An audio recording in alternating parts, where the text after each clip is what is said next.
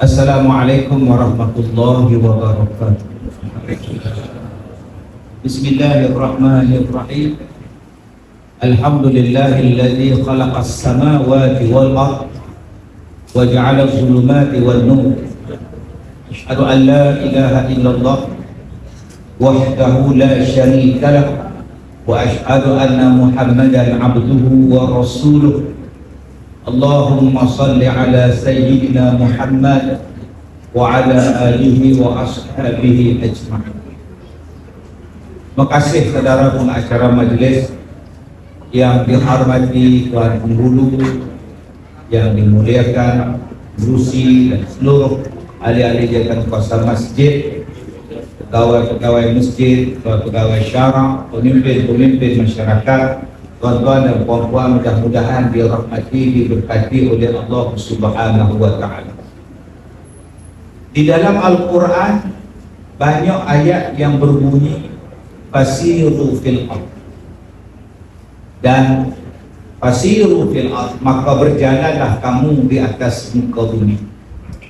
Kadang-kadang ada ayat yang berbunyi afalam yasiru fil ardh, kenapa mereka tidak menggembara di atas muka bumi. Ada ayat yang bertanya kepada kita, kenapa tidak menggembara di atas muka bumi.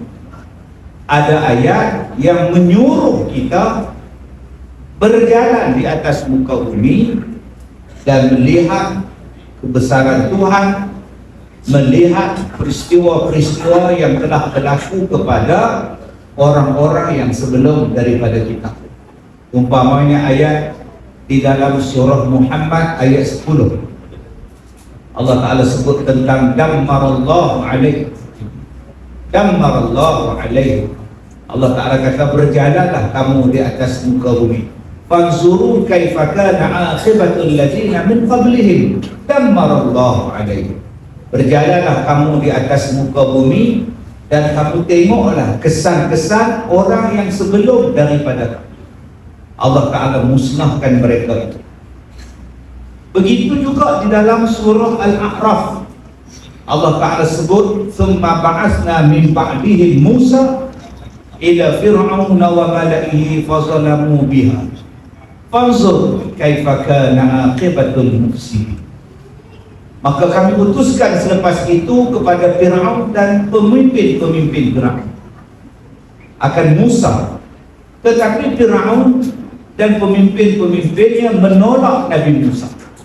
Maka pergilah kamu melihat, fanzur, maka tengoklah bagaimana akibat orang yang berbuat kerosakan.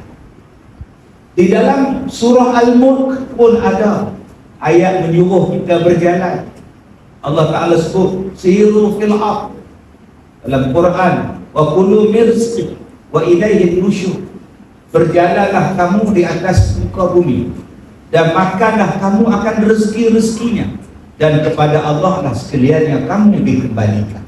Banyak ayat di dalam Quran suruh kita berjalan, menggembara, bermusafir, menziarah, melawat. Apa yang tuan-tuan boleh tengok daripada ayat-ayat menyuruh kita bermusafir? Sebab tu Kak Leha kalau ada duit pergilah jalan, jangan duduk di Melaka pindah. Pergilah menggembara, pergi ke Turki ke, pergi ke Mesir, berjalan ke Beijing ke, Wuhan ke. Wuhan kita bergembara, memang disuruh oleh Allah untuk kita menggembara. Berjalanlah tengok tempat, sebab ada orang dia alim, ada orang ni dia warak, saya tempat lain saya tak nak pergi ustaz. Mekah okey, tempat lain buat apa pergi? Awak tak baca Quran? Allah kata pergi jalan, bukan ke Mekah. Oh kadang terlebih warak, tak nak lah pergi mana-mana dah. Kalau Mekah insya-Allah dah, Allah baik benar apa ya. Atau kalau pergi Turki bukan bumi Allah, pergi ke Jordan bukan bumi Tuhan, pergi ke Itali bukan bumi Tuhan. Itu bumi Allah juga, dan Allah kata pergilah berjalan. Dan lebih dahsyat lagi, Allah Ta'ala kata pergi berjalan, tengok orang-orang yang telah dibinasakan. Siapa yang telah dibinasakan? Umat-umat yang menentang, umat-umat yang membantah utusan-utusan Allah, yakni para Nabi dan Rasul. Kita boleh pergi ke Turki, sebab di Turki ada kubur, makam, ada tempat sejarah, ada kapal Nabi Nuh. Kita dah dengar je kapal Nabi Nuh, kapal Nabi Nuh, tapi kita tak pernah tengok kapal Nabi Nuh. Yang kita pernah tengok kapal dekat bandar belakang. Tak siapa punya kapal tahu. Kita buat kapal. Nuh ada Nabi Nuh. Wasna'il fulk bi'ayunina wa wahyina. Allah kata pada Nabi Nuh, buatlah kapal. Kami ajar kamu, kami wahyukan pada kamu macam mana cara nak buat kapal. Dan kapal tu sampai sekarang masih hidup. Tak gaya, masih ada lagi kapal. Buat pada kayu. Allah Ta'ala sebut wa al-wahid wa dusur. Dibuat daripada kayu, papan dan besi, paku. Baik, tuan yang saya muliakan. Pertama, Allah Ta'ala suruh kita bermusafir. Tak nak bermusafir di luar, bermusafir dalam Malaysia pun Alhamdulillah. Kita datang ke Melaka, saya suka datang Melaka, tengok sejarah-sejarah yang ada di negeri Melaka. Daripada zaman sekolah, buat rombongan daripada Ipoh. Daripada Perak buat rombongan, masa tu bah mana ada ekor. Semua buka cermin tingkap, keluar kepala pun tingkap. Nak tengok sejarah di Melaka dulu. Tetapi Allah Ta'ala kata pergilah bermengembara. Dua, dalam ayat ini Allah Ta'ala kata pergilah menggembara, berjalan.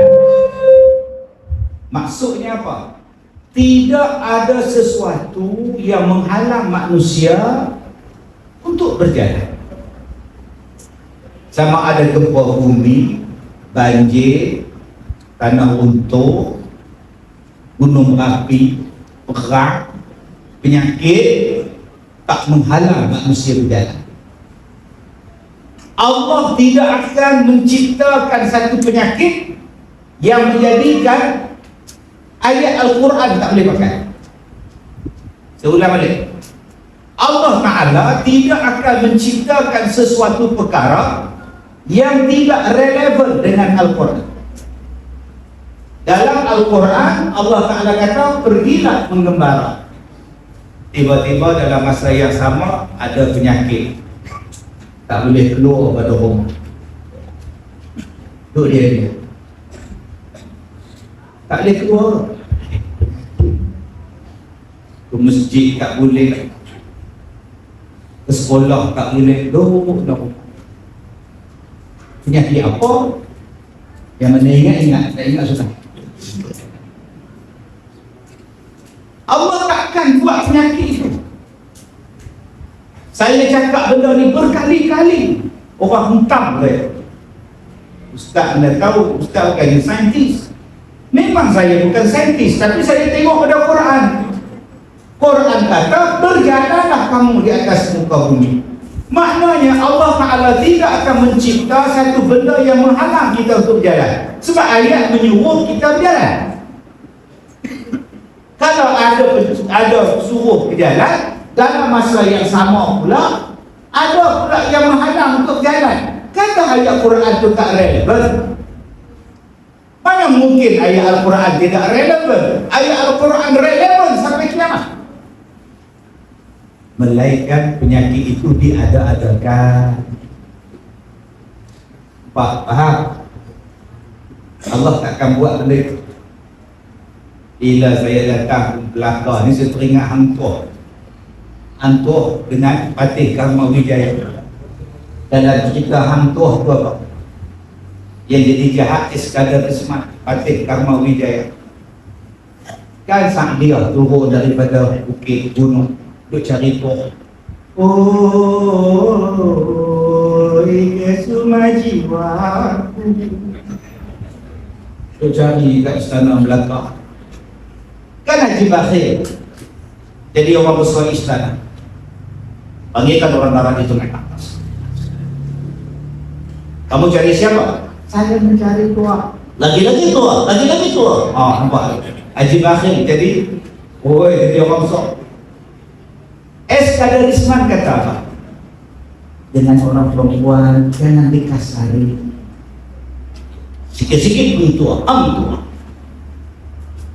Dia bisik-bisik, tegak. Apa nama Haji Bakhil? Dengan perempuan ini kita boleh salahkan hang tua. Bagaimana caranya? Kalau tidak ada salah, kita ada-adakan salahnya. Itu kata-kata Kaderisman dalam film Hang Tua. Kalau tidak ada salah, kita ada-adakan salahnya. Kalau tidak ada penyakit, kita ada-adakan penyakit. Hari ini orang pakai setak. Sebab itu saya kata orang Islam simak pada Quran. Kalau ada gempa bumi di Turki, pun orang boleh jalan ke Turki. Saya pergi naik kapal terbang di KLIA. Waktu itu gempa bumi di Turki. Datang makcik-makcik ni lah, ramai datang nak gambar dengan saya dekat airport. Saya kata, boleh gambar? Boleh. Nak mana nikah? Ke Turki Ustaz?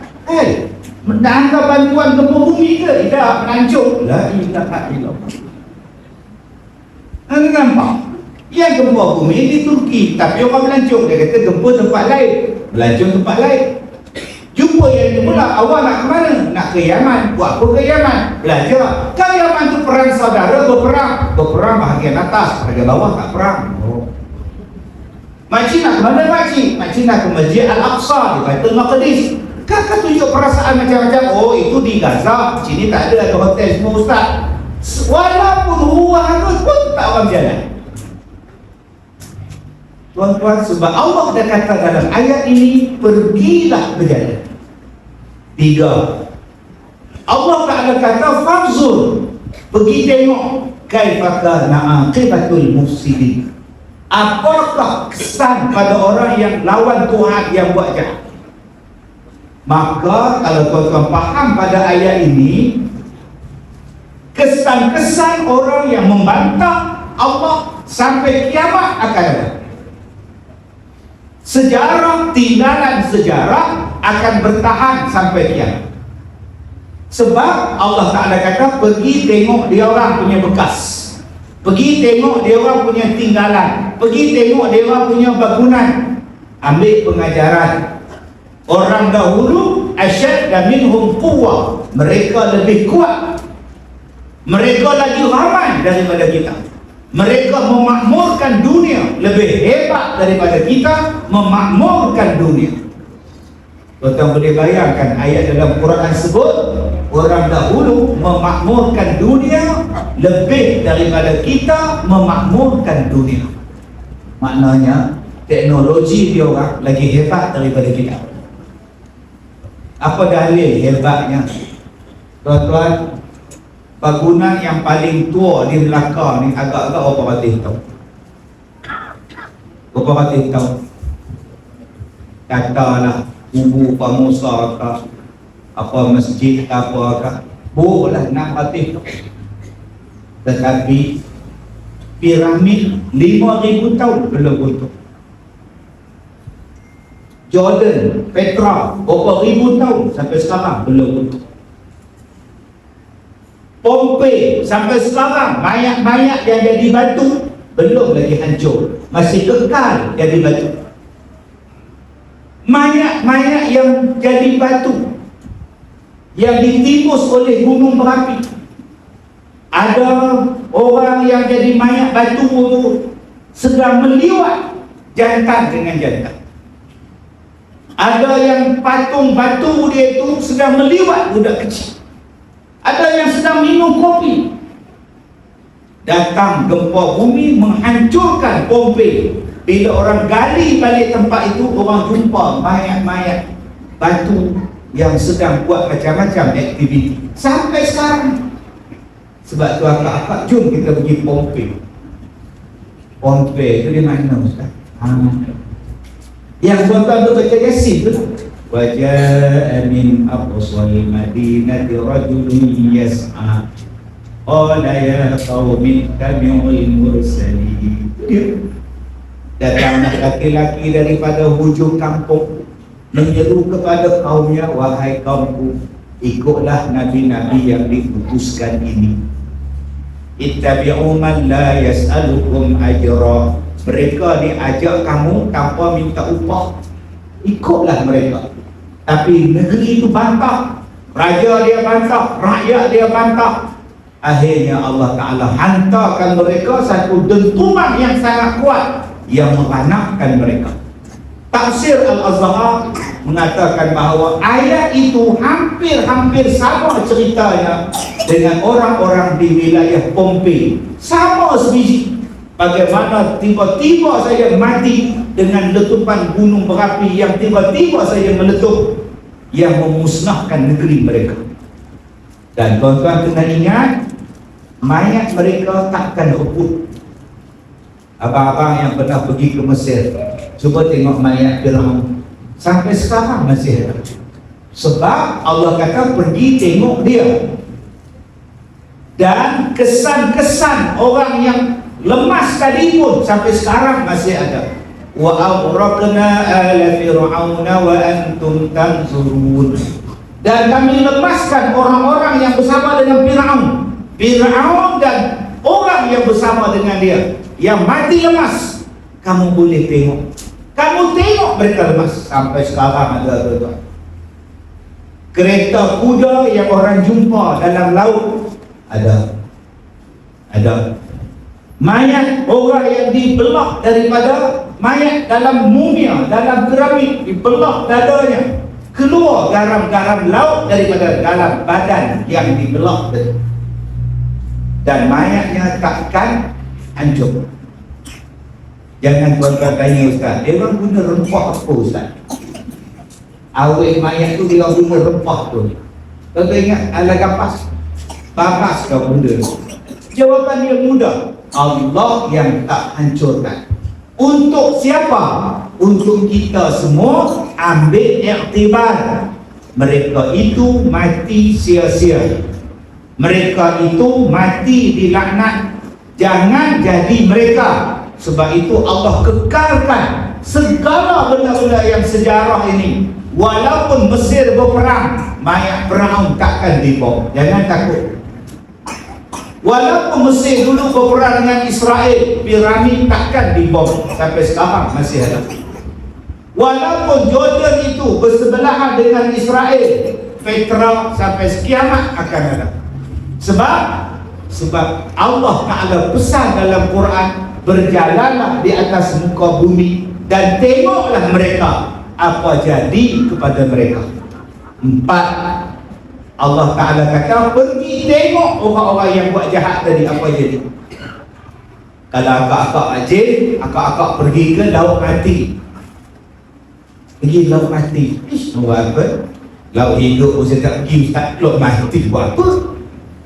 Payahnya cakap. Allah suruh pergi tengok. Apa ada pada laut mati? Tak ada apa. Laut dia hitam. Tapi siapa yang berenang dalam dia tak kenalah. Abang-abang yang tak pandai berenang pergi laut mati, terapung. Bila kita sampai, dia mula-mula naik bukit, kemudian dia mula menuruni bukit.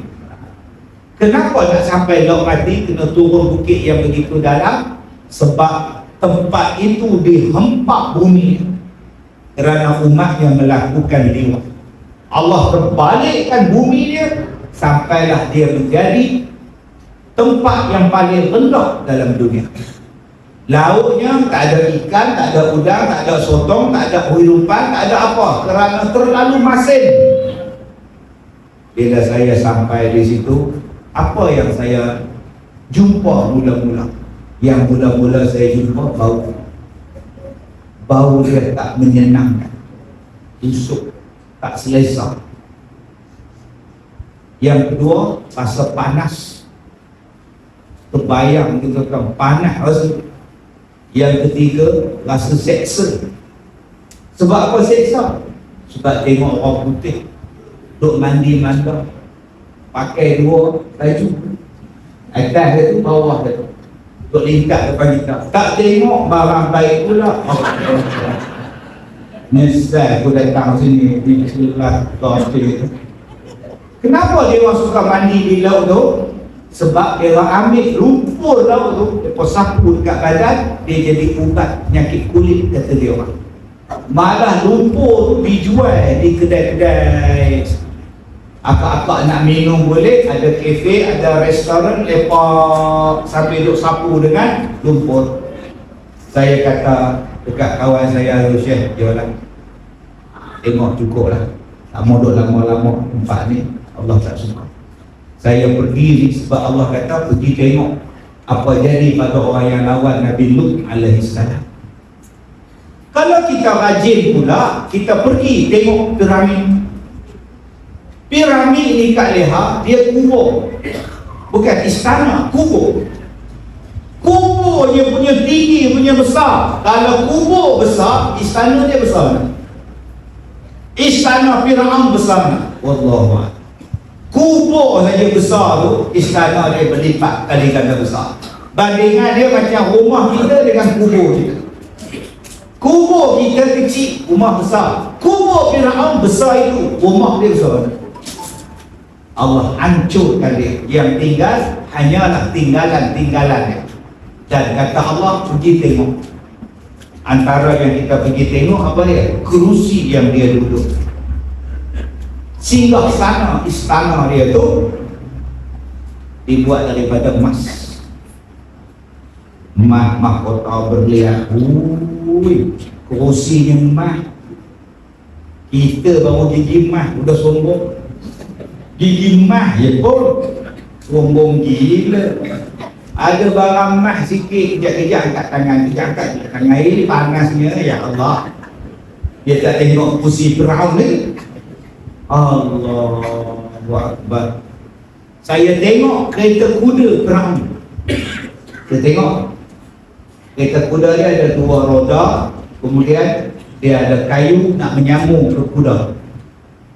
Jadi Firaun naik kereta kuda tu berdiri dan dia bawa kuda.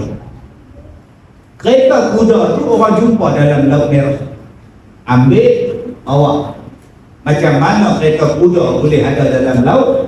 Kita tak payah heran sebab Nabi Musa membelah laut tu. Faqul nadrib bi'asakal bahr. Maka dikata pada Nabi Musa, pukul laut atau belah laut. Nabi Musa bawa pengikut dia lalu. Firaun pada masa itu memimpin tentera dia, beratus ribu orang. Naik kereta kuda dia mengejar Nabi Musa. Ditengoknya laut terbelah. Wah, hebat tu. Firaun dia kata dia Tuhan, ana rabbukumul a'la, aku Tuhan. Berhenti semua tentera. Wahai tentera tu, ya, kamu nampak depan? Nampak. Laut terbelah? Ya. Kamu tahu kenapa dia terbelah? Tak tahu. Sebab aku nak lalu. Tu bodohnya Firaun. Moh kita, moh kita masuk dalam tu lebur juga. Wa aghraqna ala Fir'aun, kami tenggelamkan orang-orang yang bersama dengan Fir'aun, dengan Fir'aun tenggelam sekali. Sampai sekarang jasad dia masih ada. Yang mana satu Ustaz? Carilah sendiri. Ada mayat Fir'aun yang tangan dia tu. Ada yang kiri, ada yang nganga. Yang menganga tu dipanggil Firaun menjerit. Adik-beradik KL menjerit. Yang mayat macam ini adalah kerabat diraja Mesir. Macam ni duduk. Kalau tangan di bawah itu rakyat biasa. Ada satu tangan Firaun, dia tak boleh rapat, dia macam tu. Macam orang mati lemas. Orang mati lemas kalau lambat jumpa, terkangkang lah dia. kopak tangan, kopaklah dia. Tapi kalau mati berlemahnya baru jumpa, mayatnya masih lembut. Tapi kalau dia lambat jumpa, badan dia akan jadi keras. Yang itu yang mereka kata Firaun yang kejar Nabi Musa sebab tangannya tak boleh dirapat. Tuan-tuan yang saya muliakan, kita tinggalkan Firaun, kita pergi ke Qarun. Tasik Qarun, ada ombak tapi tasik, masin tapi tasik, ada ikan tapi tasik, duduk di tengah-tengah darat tapi ada ombak macam laut tapi tasik besar. Apa ada dalam dia? Dulu di situ tempat orang yang kaya, namanya Qarun. Qarun kata, aku ni kaya sebab ilmu yang aku ada. Qarun kata, aku ni jadi kaya sebab aku ni ada kebijaksanaan. Maka Allah Ta'ala turunkan balak kepada dia, tenggelam di Mesir.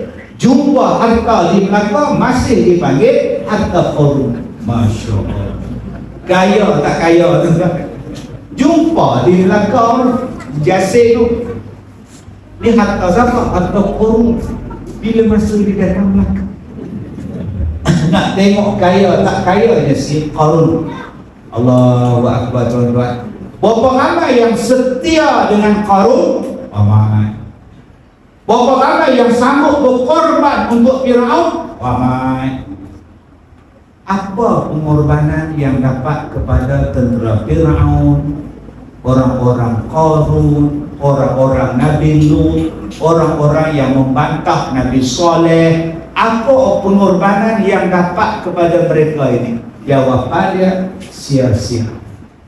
Baru nak masuk tajuk pengorbanan. Lihat tadi ni mukadimah. Tuan-tuan tadi tu tengah cerita korban apa kejadah Firaun lah. Tak tahulah ustaz zaman sekarang. Saya jawab pula, tak tahulah anak murid zaman sekarang. Keadaan apa-apa dah komplain. Sabarlah dulu. Nak cerita ni, nak bagi tuan-tuan faham. Dalam dunia kita ni penuh dengan pengorbanan. Ada pengorbanan yang bagus, ada pengorbanan yang sia-sia. Pengorbanan orang yang sia-sia termaktub di dalam Quran.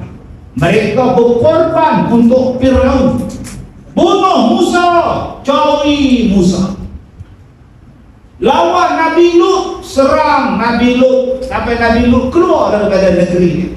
Sampai ugut Nabi Lut, serahkan ke kamu-kamu. Kalau kamu tak serah, siap kamu Lut. Ui, datang ke rumah orang minta tetamu. Tetamu tu mereka nak hancurkan mereka. Kata Nabi Lut, janganlah bagi malu aku. Ni tetamu aku yang kau orang nak ambil buat apa? Berkorbannya umat Nabi Saleh. Allah Ta'ala kata unta ni jangan dibunuh. Unta ni tanda kebesaran Allah. Sehari bergilir unta minum, sehari bergilir engkau minum air perigi. Hari yang unta ni minum, engkau jangan minum air perigi ni sebab dia punya. Tapi Allah ganti minuman engkau susu daripada unta, takkan habis. Minumlah susu ni. Dia orang jealous dengan unta Nabi Saleh. Dia orang pakat, dia orang bunuh unta Nabi Saleh. Berkorban, berpakat siang malam untuk bunuh unta. Akhirnya apa jadi pada umat Nabi Saleh?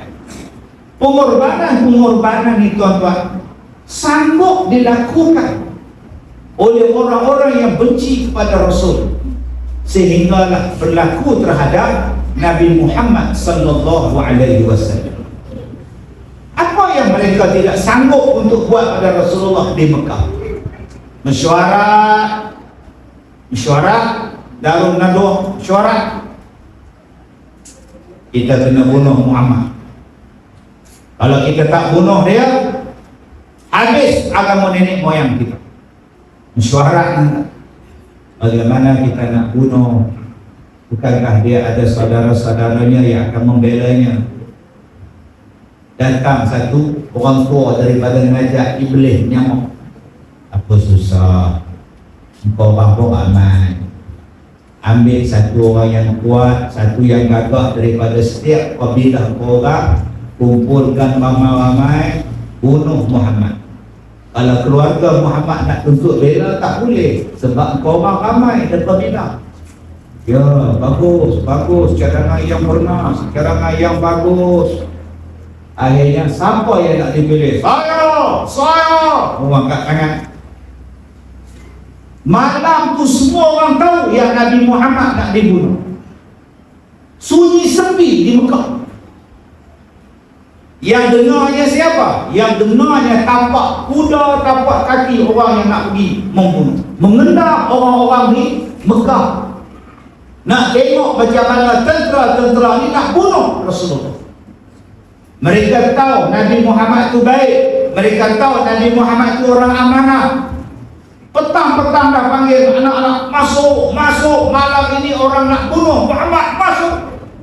Dengan gagah berani, dengan bangganya tentera-tentera upahan tadi kepung rumah Rasulullah. Tuan-tuan, pengorbanan yang mereka buat konon-konon yang untuk agama mereka, keturunan mereka, adakah pengorbanan itu dinilai oleh Allah Subhanahu wa Ta'ala? Dan apakah kesudahan yang berlaku kepada mereka? Sebab itu tuan-tuan, dia ada dua bentuk pengorbanan. Pertama, pengorbanan sia-sia yang tidak ada pahala, dilaknat, dihancurkan oleh Allah sehancur-hancurnya. Yang kedua, pengorbanan yang apabila engkau berkorban, sampai sekarang pengorbanan engkau dinilai, dinikmati, diberikan kebaikan atas pengorbanan yang engkau buat. Masya Allah. Apa dia Ustaz? Pengorbanan yang sampai sekarang Ustaz kita dapat menikmatinya Ustaz. Oh, tak terkira banyak. Yang pertama sudah pasti pengorbanan Nabi Ibrahim, Nabi Ismail, Siti Hajar. Ni pengorbanan nombor satu. Punya susah dapat anak, tua-tua pun nak anak lagi, doa nak anak, tak ada anak. Bila dah tua, Allah Ta'ala bagi anak. Allah, kita ni kalau tua-tua dapat anak, masuk surat khabar umur 85. Seorang lelaki warga emas di kampung Melaka Pindang hari ini terdapat cahaya mata. Masuk TV3, area metro, masuk. Apa rahsia pakcik masih dapat anak di usia 85 tahun? Saya minum kopi tongkat ali. Sayang tak dapat anak? Oh, sayang anak pertama macam endok kilau. Ini aku gembira, yang ditunggu dah tiba, anakku lahir sudah, anakku yang pertama.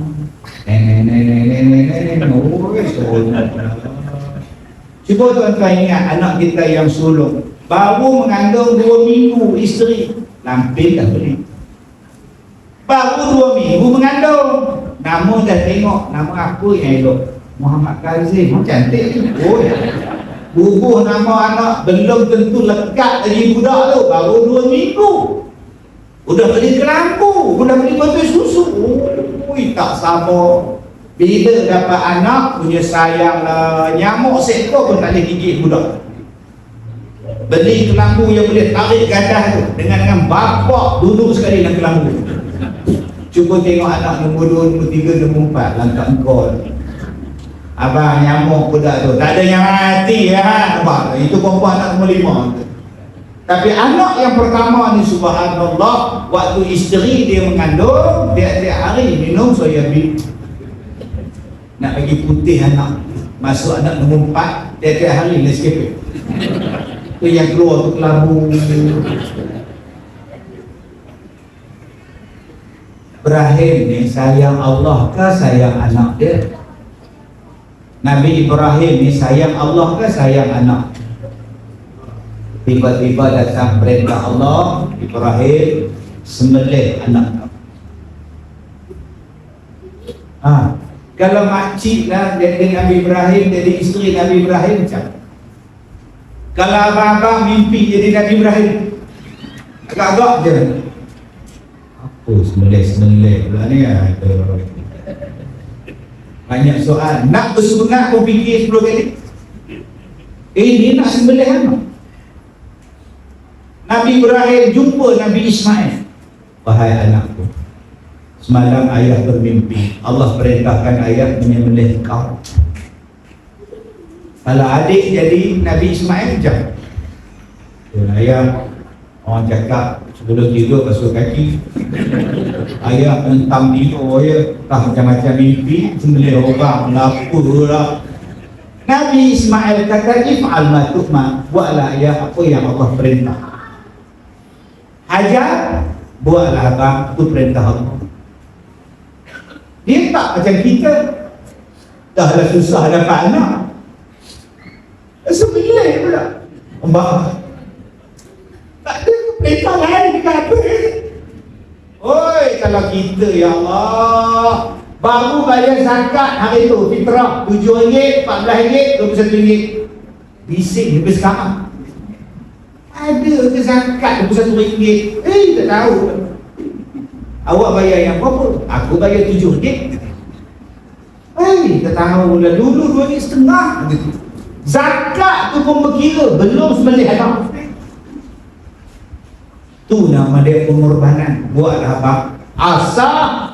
Asah pisau. Sembelih. Anak dia pesan, ayah asah tajam-tajam. Ada kot tak luka. Bila buat ayah, bila ayah terlentangkan saya, mungkin ayah rasa sedih. Ayah terlungkupkan saya, terlungkup ke bawah pula. Ayah tak buat betul-betul. Punya hebat pengorbanan. Datang perintah Allah, sudahlah Ibrahim, aku nak tengok setakat mana iman kau anak-anak. Kau semua ni kekasih Allah. Gantikan korban tu dengan kita. Akibat daripada pengorbanan tu, sampai sekarang kebaikan dia kita ikut. Akak-akak, abang-abang ni dah bagi nama dah dekat bendahari masjid, masuk korban. Apa ganjaran yang kita dapat? Setiap bulu binatang, betul-betul kita tengok, oh banyak bulu binatang. Begitulah kebaikan yang kita dapat bila kita berkorban. Tak terkira banyak. Macam cerita pendekar bujang lakuk. Sudin kerja apa? Oh, kerja saya membahagia macam menyambung ekor beruang. Lui tak tersambung. Tak tersambung kita ni. Dahsyat betul kan, menyambung ekor beruang, mengira bulu beruang. Tak terkira je. Berapa banyak kebaikan yang kita nak dapat dengan sebab korban, hasil daripada pengorbanan Nabi Ibrahim. Kalaulah Nabi Ibrahim tak korban, kita pun tak dapat pahala banyak. Yang mana belum masuk korban, jumpalah dari masjid. Saya nak masuk satu bahagian. Ada pula yang cakap, makcik dah buat. Bila? Tahu lamanya 8 rakaat tahun. Bila makcik? Tahun 96. Lama ni. Dia dah buat cukup. Makcik tak nak makan nasi. Makcik dah makan. Bila? Tahun 96. Tak ada pula dia jawab macam tu. Makan, kita tak siap nak makan. Tapi bab korban, tengok ke langit. Bab baca Quran, tengok ke langit. Bab sedekah, tengok ke langit. Pasal apa? Nak minyak tahu. Makcik tak baca Quran? Dah. Bila? Tahun apa? Suami makcik mati tahun 89. Itulah baca Quran. Lepas tu tak baca dah. Kenapa? Tak ada siapa mati. Eloklah makcik. Bab ibadat kita mengira betul. Apa salahnya kita buat tiap-tiap tahun korban? Allah nak hapuskan dosa. Darah binatang korban tu sebelum jatuh ke tanah tu, mudah-mudahan Allah ampunkan dosa kita.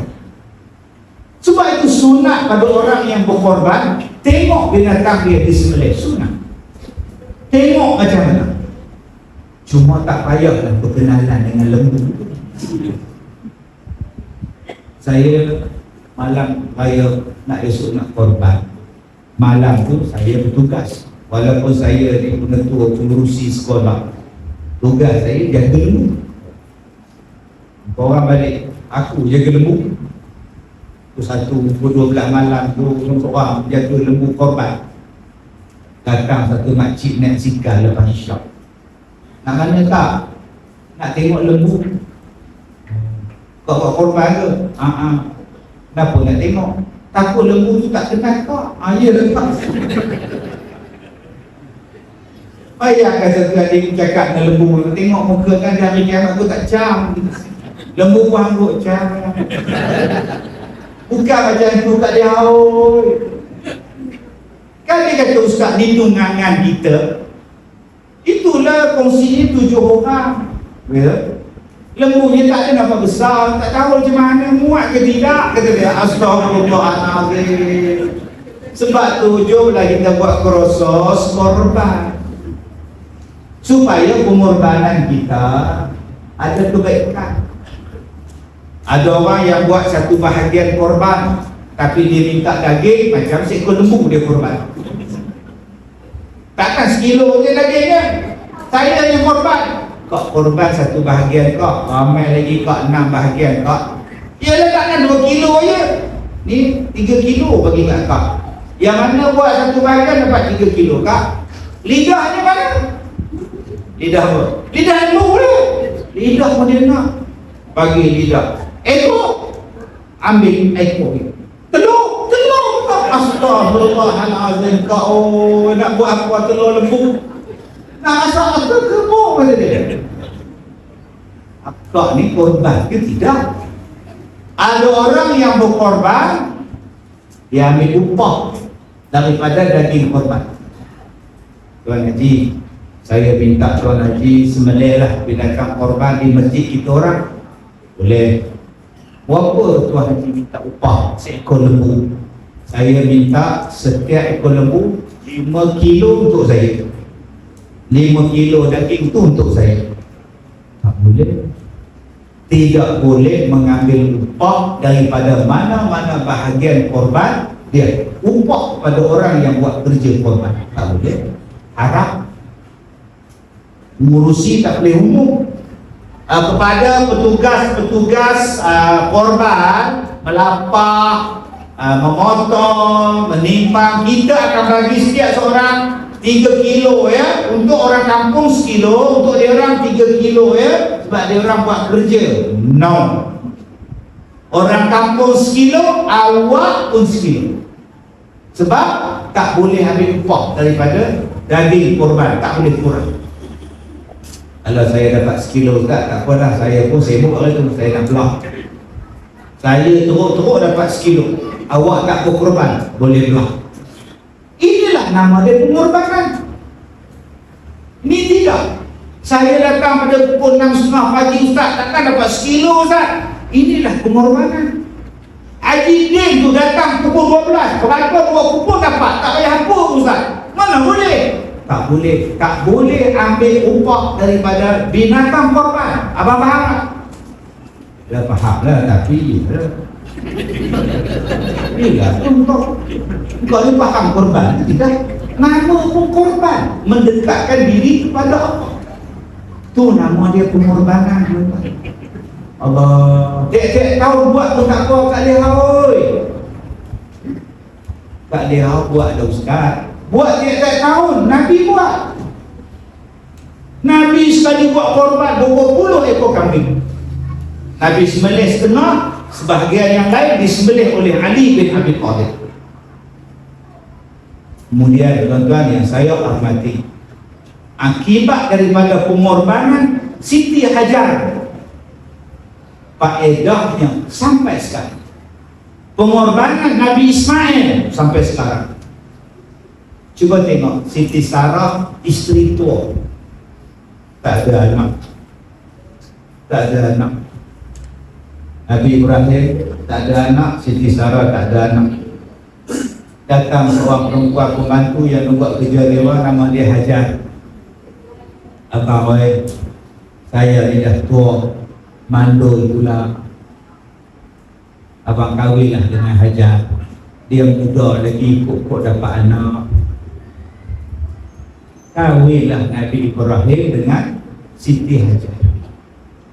Seorang isteri korban bagi isteri pada suami. Mudah. Yang ni jaga. Dia melakukan pindah, obat lahu tak nak. Sikit dia cari satu perempuan bagi dekat suami dia. Abang ambil lah dia, kahwinlah dengan dia abang. Abang tak nak, cukuplah awak seorang. Ambil lah abang, saya izinkan. Kalau sudah dipaksa, apa boleh dibuat? Masa bila orang paksa engkau, nampak kena ni. Itu nama dia Haji Bakhir. Pergi piknik tepi pantai, jumpa Cikgu Murni tengah main bulatan. Dia anak-anak buatkan bulatan, dia baca berjanji pula. Pergi dia tepi pantai, kan Cikgu Murni buat keluar mangkuk siang bagi kuih. Jemputlah makan Tuan Haji. Saya belum lapar. Amboi, tak sudilah pula. Ini saya yang bikin sendiri. Cikgu Murni yang bikin. Bak satu makan. Kalau sudah dipaksa, apa boleh dibuat? Sendiri dia bawa paksa kau kuih. Itu namanya Haji Bakhir, mengorak Cikgu Murni. Nabi Ibrahim, Siti Sarah korban. Cuba dia tak korban. Raya kena ngadah, tua buat jalan tua. Amboi. Dia korban suruh nikah dengan Hajar. Dapat anak jadi Nabi. Kalaulah Siti Sarah tak korban, apa jadi? Dia kakak berkorban lah untuk suami. Tak payahlah Ustaz, suami saya kerja mana? Itu dia. Apa-apa yang kerja mana itu dia. Korban. Bila dah kahwin dengan Hajar, dapat anak. Nabi Ibrahim seronok dah, Siti Hajar seronok, Siti Sarah naluri perempuan. Dapat pula anak. Dia mari jealous. Bang, bawa lah Hajar tempat lain, saya tak boleh tengok lah. Dia ada anak, saya tak ada anak. Saya ni bang, saya ni bang. Nabi Ibrahim tak marah isteri. Jangan ada. Dulu tak ada anak, suruh aku nikah, dapat anak, kena halau dia pula. Tak ada Nabi Ibrahim cakap ni. Tak ada Nabi Ibrahim kata jangan jealous sangat, tampol lah. Tak ada dia cakap ni. Dia suami, dia faham perasaan seorang isteri. Sebab tu abang-abang ambil perangai Nabi Ibrahim. Bila dia tak ada anak, dia tak pernah kutuk isteri dia. Mandul. Woi mandul. Tak. Yang dia minta, ya Allah, berikan aku zuriat ya Allah. Berikan aku zuriat ya Allah. Tanpa dia merendahkan isteri dia. Orang sekarang banyak yang merendahkan isteri dia. Saya dah pergi cek dekat papa sakit tuan, saya okey, isteri saya lah mandul. Sian kat isteri kita. Tambah kilo dengan mak mentua pula. Tak tahulah bini Sileman sampai sekarang tak ada mengandung, tak tahulah mengandung dengan maknya. Dah baru mak mentua pembunuh jahat. Nabi Ibrahim dah. Sebab tu bila dia izin dapat anak, bila dia kata dia tak selesa, Nabi Ibrahim bawa Siti Hajar pergi tempat lain. Bawa anak yang masih kecil. Tak ada pula Siti Hajar marah. Santo Sarah ni tak. Abang cerai kena tua tenua aku, tak padan dengan tua. Tak pernah Siti Hajar kutuk Siti Sarah. Bila Nabi Ibrahim kata jom kita pergi tempat lain Hajar, baiklah abang. Bayangkan tuan-tuan dengan baby yang kecil jalan daripada Palestin, ke mana pergi dia? Ke Mekah. Pindah ke Mekah. Di Mekah ada apa? Oi, DIY. Di Mekah ada apa? Oi, wifi. Ada shopping mall. Mana ada Ustaz? Air tak ada, elektrik tak ada, rumah tak ada, wifi tak ada, DIY tak ada, Starbucks tak ada. Oi, kuih kering antarabangsa tak ada. Bukan kata antarabangsa, kebangsaan pun tak ada. Orang pun tak ada di Mekah. Kalau nak pindah, pindah tempat yang ada orang. Tapi dah perintah Allah, Nabi Ibrahim korban, Siti Hajar korban, Nabi Ismail pun budak ikut saja. Duduklah di tengah-tengah celah-celah batu yang panas. Tak ada bumbung, tak ada rumah, tak ada jiran, tak ada JKK, tak ada pengurusi, tak ada pengurus, tak ada pengulu apa, tak ada. Demo bertiga je. Bangun Nabi Ibrahim, jalan. Abang nak ke mana? Abang nak balik ke Palestin. Kita orang tinggal sini. Bayangkan, kita orang tinggal sini. Abang nak balik sana. Apa pula tinggal sini, apa pun tak ada. Kalau kita jantan jenis apa ni? Itu kalau kita. Jantan tak guna, itu jenis kita. Siti Hajar tanya, abang, Allah kah yang perintahkan abang tinggalkan kami di sini? Ya, Allah yang perintahkan. Kalau begitu abang, baliklah. Saya yakin pada Allah, Allah takkan sia-siakan saya. Pergilah dia. Dengan orang tak ada, jiran tak ada, mak tak ada, bapak tak ada, kawan tak ada, semua tak ada. Dia dengan anak je. Abang baliklah abang, saya ada Allah. Masya Allah. Aku tinggalkan kau pada Allah. Balik Nabi Ibrahim, tak tengok belakang lah, terus balik. Daripada situ orang Melayu tiru, kalau nak pergi Mekah jangan pandang belakang. Turun-turun dari rumah, Tok Bilal begini, Allahu Akbar, Allahu Akbar, nak azan. Ketua kampung pun tolak jemaah haji 2 orang. Terus, jalan terus, rebak, jalan terus, rebak, jangan tengok belakang. Sampai komplek kampung haji, pegawai kampung haji tanya, makcik, pasport haji? Tinggal di rumah. Kenapa tinggal? Masa nak pergi tu dah ingat, tertinggal. Lepas tu kenapa tak ambil? Dia orang cakap, jangan pandang belakang. Itu orang haji. Orang lain di depan, haji duduk di belakang. Tak payah pergi haji. Tuan-tuan, ada tak Nabi Ibrahim balik, isteri dia kata, ini ke Islam. Adil ketinggalkan macam ni. Ni ke suami misalnya, tinggalkan anak kecil ke ni. Cuba akak-akak, suami nak pergi haji 45 hari, duduk rumah flat, suami bawa beg, oi nak pergi. Abang dah nak berangkat ke abang? Abang nak berangkat dah. Doakan abang selamat pergi balik, dapat haji mabrur. Abang tak tinggal duit ke? Dia belanja dia tak tinggal. Aku tinggalkan kau kata Allah. Agak-agak suami tu dapat agak. Isteri terajar tu, pukul-pukul jatuh turun. Yakin kita ni pada Allah ke pada duit? Tak ada Nabi Ibrahim tinggal duit, tak ada Nabi Ibrahim tinggal kad kredit, tak ada dia tinggal wifi, rumah pun tak buat. Engkau korban pada Allah, lain-lain Allah settle. Bila anak lapar, menangis, susu kering, ada air, lari. Tak ada, di sana ada air, lari, berjalan, berjalan, nak kejar air. Rupa-rupanya Fata Morgana. Datang malaikat tuan-tuan, nah air Zam-Zam terbit hentak di kaki.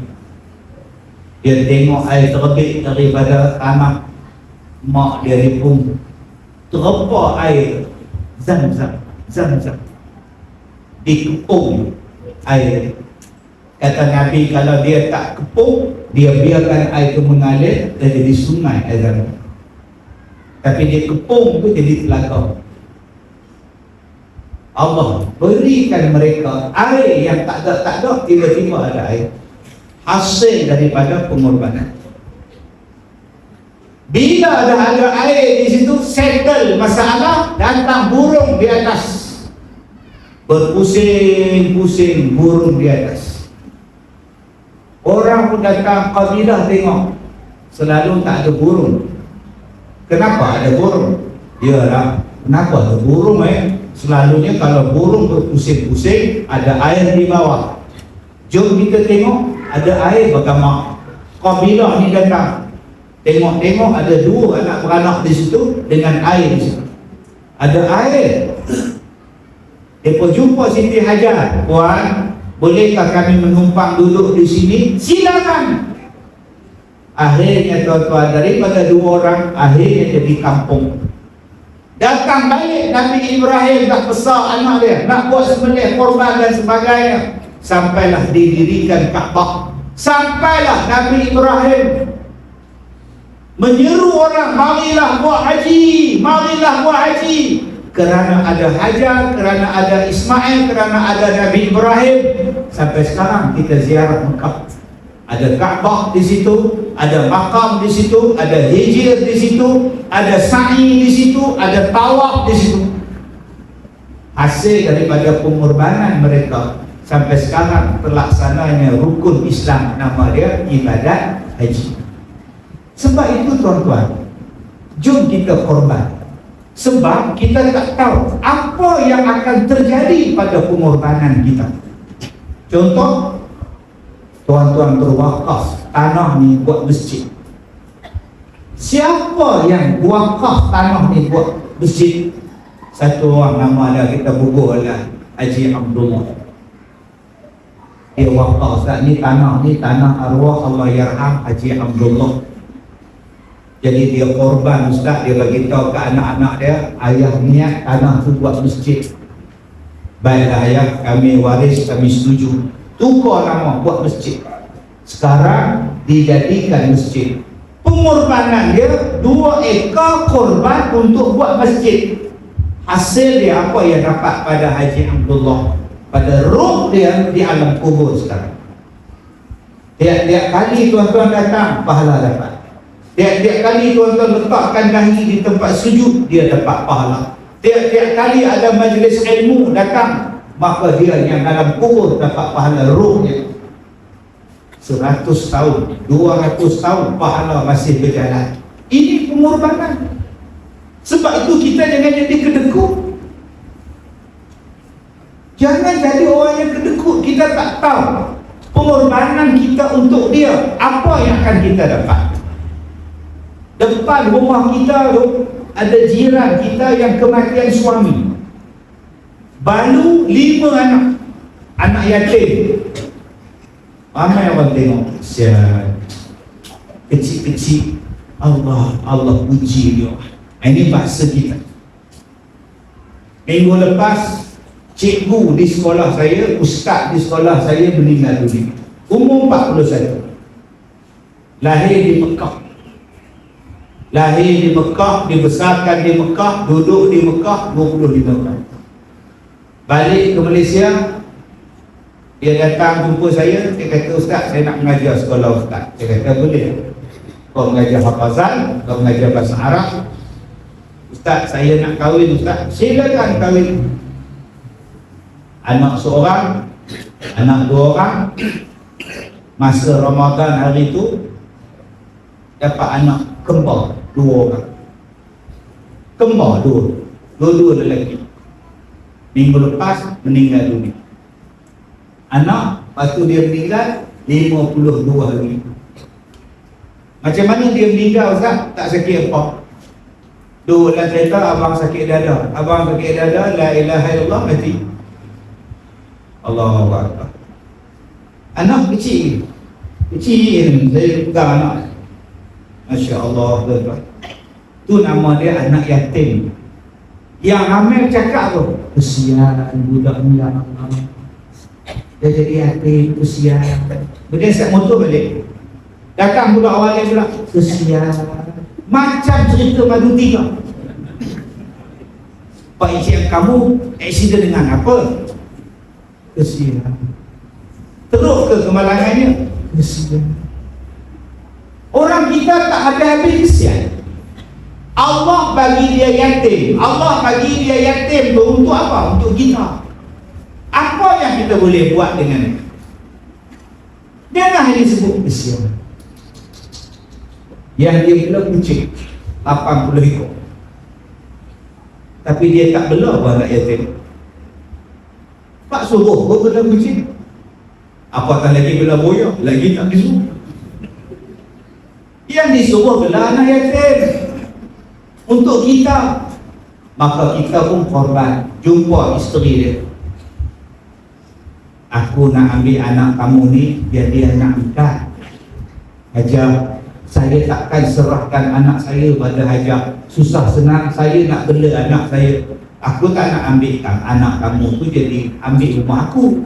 Aku nak jadikan dia anak angkat. Kamu bela lah. Tapi bulan-bulan aku bayar nafkah pada dia. Sampailah dia belajar RM500 sebulan. Aku nafkah pada awak untuk bela dia. Daripada situ dia masuk tahfiz. Dia hafaz 30 juzuk. Kita sambung bayar pada dia. Dia masuk pula Universiti Al-Azhar. Kita belajar lagi dia. Dia balik ke Melaka, dia jadi ulama. Kita pun mati. Kita dah tua, mati. Tiap-tiap kali dia mengajar, kita yang dah mati dapat pahala. Tiap-tiap kali dia mengajar orang, kita yang dah mati dapat pahala. Hasil pengorbanan kita hari itu bantu dia anak yatim supaya dia mendapat pendidikan. Yang kita buat sekarang ni banyak benda yang tak bantu kita untuk dalam kubur. Bela exhaust kereta, besar pohon exhaust, meletup-letup satu kampung Melaka Pilah. Satu Melaka ni Pilah asal exhaust ni. Ya Allah, pukul 3 pagi. Kenapa ni bising sangat? Exhaust ni bunyi macam-macam. Oh, kalau tak bagi bunyi langsung pun boleh, kata dia. Itu yang motor duduk tak gumuk. Ada orang tak kisah tukar sport ring 18,000. Ada yang tak kisah tukar Android baru. Ada yang tak kisah tuan-tuan, dia buat facelift baru. Ada yang tak kisah dia modify lain. Ada yang tak kisah beli RX-Z 75,000. RX-Z tu zaman kita dulu. Kita punya motor tu 87, 88, 89, nama dia RX-Z. Kita beli lagi 2023 dekat 100,000. Saya tak motor ni rare tak. Saya bapa dia letak pun saya beli tak. Ni saya minat RX-Z. Bukan kata RX-Z, RX-YZ semua saya minat. 100,000. Berapa sen awak bantu anak yatim? Berapa sen awak korban untuk benda-benda yang baik? Zero. Sia-sia 100,000. Tuan-tuan yang saya muliakan, tadi pagi orang yang melawat di sekolah saya ada 13 bas, termasuk dari Melaka, dari Johor tadi, dari Gabung Kelantan datang. Minggu lepas dari Patani datang, dari Kemboja datang. Besok ada 9 bas datang. Saya pun tak ingat daripada mana datang besok. Tuan-tuan bayangkan satu minggu 15, 9, 10, 18, 20 bas. Satu Sabtu. Kalau 2 hari 30 bas datang melawat. Kalau sebulan berapa ribu yang datang melawat, yang semayang di sekolah saya, yang subuh di sekolah saya, yang qiyamul-lail di sekolah saya, yang dengar pengajian di sekolah saya. Itu yang datang Sabtu Ahad, yang datang tiap-tiap hari beratus-ratus orang. Adakah dapat pahalanya pada saya? Mudah-mudahan pengorbanan yang saya buat tu ada pahala di sisi Allah. Orang yang tolong saya yang bagi duit wakaf, yang bagi itu, yang bagi ini supaya tertegaknya bangunan, boleh buat surau, boleh buat dewan. Berapa ramai yang dah mati tuan-tuan. Mereka menikmati pengorbanan mereka di alam barzakh. Masya Allah, seronoknya tuan-tuan. Jom tuan-tuan, jangan menunggu waktu untuk berubah. Sebaliknya, berubahlah selagi mana ada waktu. Jangan menunggu-nunggu masa untuk berubah. Berubahlah selagi mana ada masa. Kita takut bila kita dah tak ada masa, dah tak ada waktu nak berubah, dah tak ada apa, terlambat. Bayangkan pengorbanan tentera-tentera Firaun, apa yang dia dapat. Sampai sanggup berperang dengan Nabi Musa, akhirnya tenggelam dalam laut. Pengorbanan mereka sia-sia. Apa jadi kepada umat Nabi Lut yang berkorban jiwa raga mereka untuk nafsu mereka? Akhirnya dilaknat sampai kiamat. Apakah yang dampak kepada orang-orang yang bersama Qarun, yang jadi hamba abdi Qarun, hanya semata-mata berbangga dengan berkawan dengan orang kaya? Apa dapat kepada mereka? Apa jadi tuan-tuan kepada umat Nabi yang terdahulu, yang bantah Nabi-Nabi dan mereka berkorban untuk membantah Nabi? Pengorbanan mereka adalah sia-sia. Tuan-tuan, pengorbanan kita untuk Islam tidak sia-sia. Ni yang datang petang ni, bentang sejadah. Orang lain masih di rumah, dia dah bentang dah, ada pahala. Tu yang gotong royong nak vacuum carpet, ada pahala. Tu yang gotong royong pasang kemah, yang pasang banner, ada pahala.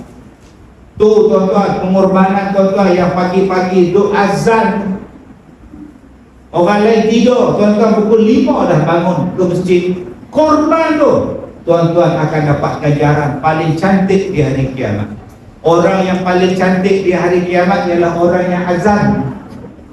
Leher mereka jinjang-jinjang di hari kiamat. Alhamdulillah, kita masih lagi boleh azan di Malaysia ni. Azan di Melaka boleh azan, di Pulau Pinang boleh azan, Selangor, Perak boleh azan. Azan dia tu. Sebab ada negara yang saya pergi dah tak boleh azan, melainkan azan di dalam. Dua, azan guna suara tanpa pembesar suara. Saya pergi sembahyang asar di satu negara, saya tengok jam dah masuk waktu ni, dia tunggu mana satu Bilal keluar daripada bilik dia naik tangga. Dalam masjid tu ada tangga naik ke atas. Saya pun tengok Kok Lebat ni ke mana. Rupanya dia naik di atas bumbung, dia azan guna suara Allahu Akbar, Allahu Akbar. Saya kata orang yang dengar dia azan. Bila semayang memang tak dengar orang azan. Kami bertiga yang semayang ini dia. Tuan-tuan, kita masih lagi boleh azan, kita lagi boleh semayang di masjid, gunakan. Cuma saya pesan, azanlah dengan hati. Kenapa?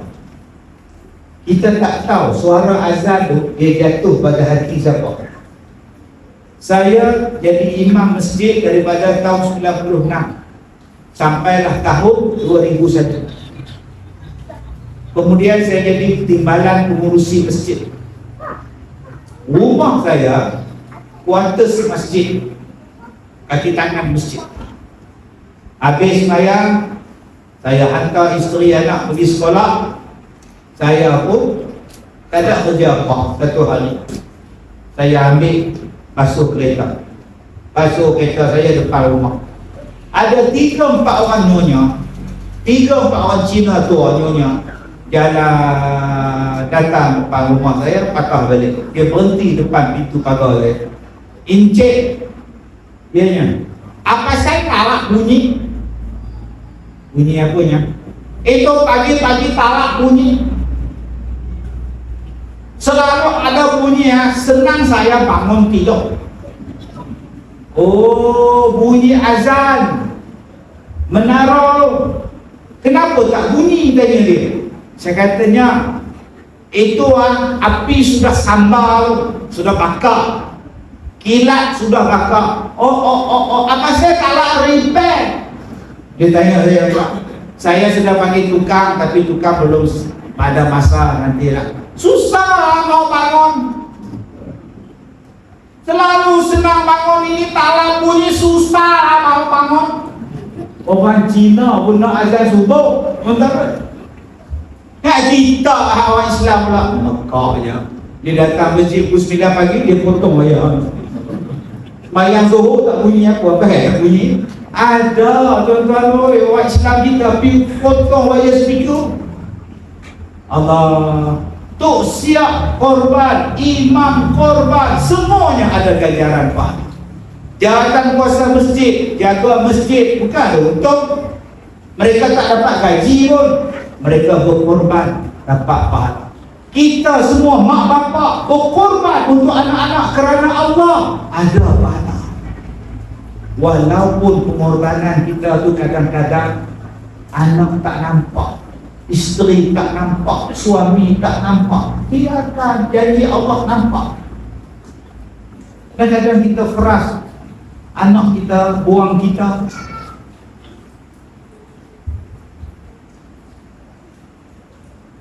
Bukan kata kita keras, saya yang tengok pun saya keras. Berapa kali saya uruskan banyak, anak-anak dia ketawa. Anak-anak dia lepak, dia menawar, lepak, dia tahu simpan. Dia yang mengingat dia bapa aku ke bapa dia. Tak ada langsung perasaan sedih. Sama-sama menantu, anak, cucu duk ketawa tuan-tuan. Kami pula yang duk bersedih tuan-tuan, uruskan banyak bapa dia. Rasa nak tarik je telinga tu, kau mandikan banyak bapa. Tapi kita tak lama. Jenis apa punya anak ni tuan-tuan? Kalau mati pun tak memberi pengajaran pada engkau, apa lagi yang nak beri pengajaran pada engkau? Saya sebagai guru, macam-macam saya jumpa. Sekolah saya ni, kami menyediakan pengurusan mayat percuma. Van, kubur, mandi, semua kami tak ambil duit. Bayaran kubur pun kami bayar. Tukang mandi apa semua free. Van kami pun hantar mayat ke mana pun free, tak ambil duit. Sekolah tanggung semua.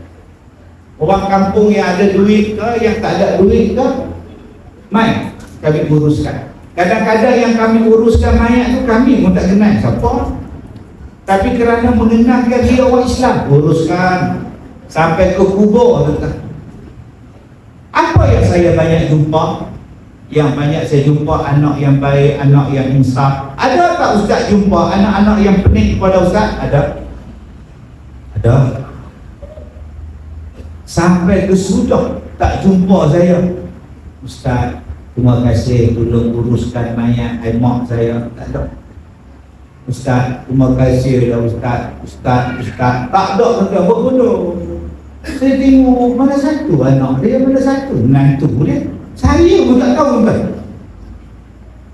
Kita ni kalau mak mati, kita jumpa imam, saya wakilkan imam, tolonglah semayangkan, imamkan mayat mak saya. InsyaAllah. Tak ada. Yang saya dah tengok 5 orang tak lepak, tu gelap, ada mimbar sampai dia main handphone. Bila saya tanya AJK saya, mana keluarga dia? Saya tu yang ketawa ramai tu dia. Astagfirullahaladzim. Saya bukan sedih dia orang tak ucap terima kasih kepada saya, tak, lantak korang lah. Yang saya sedih nampak korang, mak korang. Takkan tak teringin nak tengok kali terakhir mayat mak kau. Sebelum dikapan, kau nak kucuk. Dah. Allah, sedih ke anak-anak dengan salah. Jadi abang-abang, kakak-kakak, kalau pengorbanan kita tak dihargai, lantaklah. Tak payahlah nak menyanyi atas tangga. Bersedih-sedih pula duduk atas tangga tu menyanyi. Tiada terkira korban yang ku berikan, korban berupa budi dan jasa, asyik memuja. Tu Ar-Razmi ni lagu. Tuan-tuan tak lahir ni, saya lahir lah tahun 54. Tak payah. Sebab yang kita target ialah Allah yang balas pengorbanan kita. Jadi kalau tuan-tuan tahun ini masuk korban, jadikan kuasa masjid, tak bagi daging, jangan maju. Saya masuk 2 bahagian, sekilo pun tak masuk Ustaz. Tak payahlah buat lebih tengkok menyampah aku tengok. 2 kilo pun tak masuk Ustaz. Tolong kerbau dah. Kok macam mana dia kuasa masjid terubur, sabar. Saya dah tak masuk dah tahun ni, tak mahu dah masuk masjid. Nantang kau aku boleh aku apa? Dia kata korban. Faham makna korban? Korban simple. Ustaz, ya, saya nak bagi nama dekat jatan kuasa masjid, dia orang tolak. Kenapa? Besok nak buat korban, hari ni baru saya bagi nama Ustaz. Memanglah, bukan senang nak cari lembu. Habis tu apa nak buat? Akak pergi beli kambing, korban dekat rumah. Boleh. Sembelih kambing di rumah, buat korban di rumah. Ambil sekilo, bagi dekat jiran yang susah. Yang lain masak makan. Panggil anak, panggil menantu balik. Anak ada 5, menantu 6. Panggil. Kenapa menantu 6? Seorang nikah 2, 6 lah. Ada faham, tak faham dah. Buat peringkat keluarga je, simple tu. Yang pentingnya kita buat korban. Ustaz oi, ya, saya tak ada duit nak buat korban. Kalau gitu ambil RM10, ambil RM20, bagi dekat bendahari masjid. Bendahari, saya tak mampu korban RM850 satu bahagian, tapi saya nak sedekah juga. Ini RM20. Kod nak buat jamuan, ini masukkan. Memanglah kita nak buat hari raya ketiga, kita nak buat jamuan makan sikit, duit hajah ni saya masukkan, beli berat, beli kari, beli apa benda, buat yang ni. Itu pun dapat pahala tuan-tuan, mengikut keupayaan masing-masing. Baik, saya tutup kuliah kita pada malam ni daripada surah Toha ayat 55. Jadi nombor 1, tuan-tuan ikut saya baca. Minha khalaqnakum wa fiha nu'idukum wa minha nukhrijukum taratan ukhra.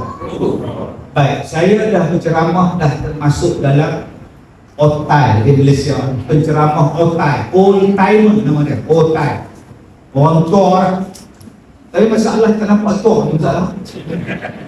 33 tahun dah saya ceramah. Masya Allah. Tadi ada satu makcik, dia kata, Ustaz, makcik dengar ceramah Ustaz daripada umur 40. Sekarang dah 60 lebih. Ustaz duk ceramah lagi. Daripada makcik umur 40, makcik dengar ceramah Ustaz. Ustaz ada lagi depan mata makcik. Saya tengok muka makcik ni. Orang tua ni tak minta saya mati ke apa? Maknanya dah lama sangat saya berceramah. Saya ceramah di Sungai Petani. Bukan, di Jitra. Imam masjid, dia kata, Ustaz, saya dengar ceramah Ustaz waktu saya umur 9 tahun. Sekarang anak saya dekat universiti. Dia dengar ceramah saya umur dia 9 tahun. Sekarang anak dia di universiti. Lama sungguh lama. Pernah masuk skim pencen dah saya. Sepanjang 33 tahun saya pegang mikrofon ni, apa yang saya jumpa? Terlalu banyak. Yang ni tuan-tuan kena panggil ceramah lain. Pengalaman berceramah 33 tahun. Kita cerita je. Hantu. Mana ada hantu? Kalau tak ada, mai ikut saya. Dia tak percaya ada hantu. Tobang depan kita. Jangan kata tak ada jin setan ni. Saya jumpa. Saya jumpa. Di mana Ustaz? Di negeri tuan-tuan. Saya tak kapal. Okey. Dia turun dalam bilik saya tu. Ada tiang dia ni. Saya tak cerita di mana Saya sampai daripada Selangor. Di mana saya ceramah. Di Selangor terus datang sini, besok saya ceramah. Saya duduk kat satu hotel. Hotel tu tengah-tengah bilik tu ada tiang. Bukan tiang bilik, tiang kayu semua. Saya tidur seorang-seorang. Tuan-tuan pernah tengok tak hantu Jumaat? Yang dia merangkak turun tu. Macam tu, dia merangkak turun main. Oi, Jumaat.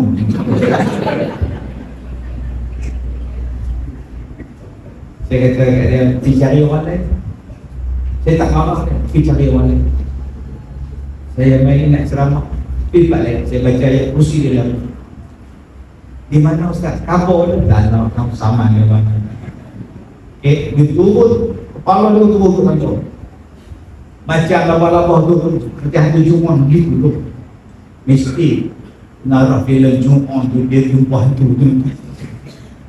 Saya jumpa orang mengamuk, saya jumpa orang gila.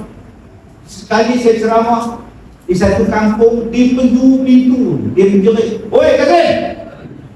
Kazim! Oi, kamu!" Oi. Dia datang, dia langkah bahu orang, dia nak pukul aku dah. Yang saya sepenuhnya seorang pun tak lama. Rena ke, ke kampung ke, Ngulu ke, tahat dia seorang. Dia tengok kan. Dia duduk sebelah saya. Duduk dia duduk ya.